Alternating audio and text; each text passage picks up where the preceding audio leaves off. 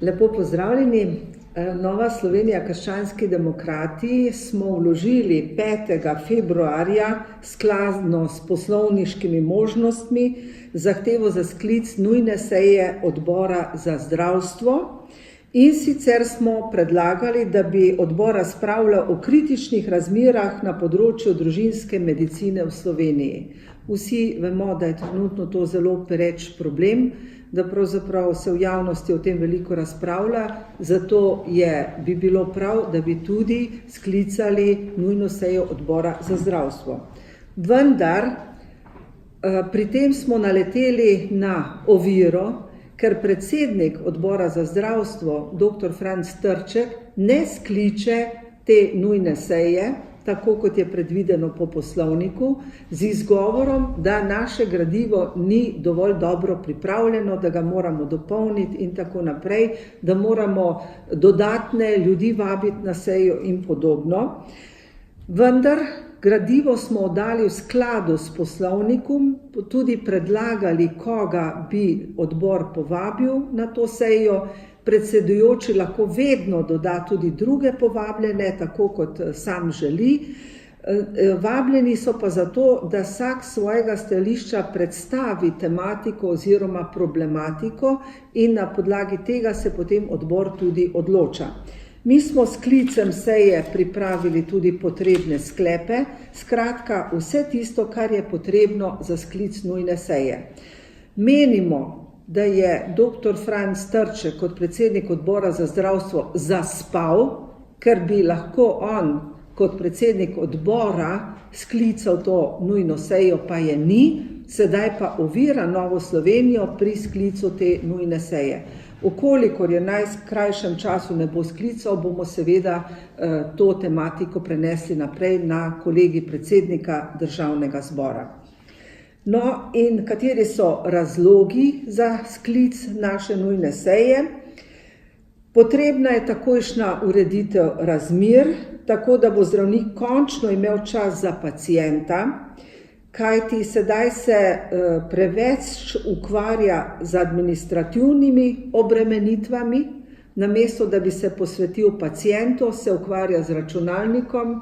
Vemo, da povsod ni dober internetni pristop, zato se velikokrat pride tudi do velikih zamud in zagat. Že tako so pa družinski zdravniki preobremenjeni, imajo preveč pacientov, v nekaterih zdravstvenih domovih celo tako, da ne morejo več sprejemati novih pacientov. Vemo, da je povezano večje število pacientov oziroma obiskov pri zdravnikih tudi z staranjem prebivalstva in potem tudi pride več zdravstvenih težav in tako naprej. Torej menimo, da je treba družinske zdravnike razbremeniti vseh nepotrebnih administrativnih del oziroma del, ki bi jih lahko upravljale druge službe. Zdravniki niso birokrati in ne morejo biti niti zavarovalni agenti.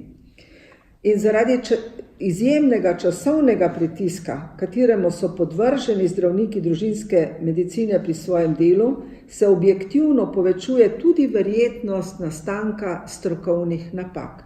Vemo pa, da je bil lansko leto celo sprejet zakon, kjer naj bi zdravnik celo plačal kazen, če napiše preveč ali pa neupravičeno napotnico za specializanta, oziroma ne za specializanta, za pregled pri specialistu. V takšni časovni stiski pa vendarle lahko prihaja tudi do strokovnih napak. Nosilci zdravstvene politike in ostale institucije s pristojnostmi na področju zdravstva morajo ustvariti razmere, v katerih bosta družinska medicina in primarna pediatrija postali bolj privlačni za mlade kadre.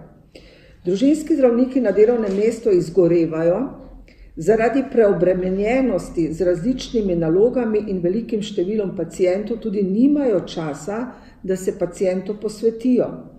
Odgovornost za napake pa seveda nosijo. Tudi študentje medicine se v manjšem številu odločajo za specializacijo družinske medicine, ker zaradi te velike preobremenjenosti in tudi zaradi tega, ker je takšen specialist na začetku lahko tudi do 20% manj plačan kot drugi specialisti.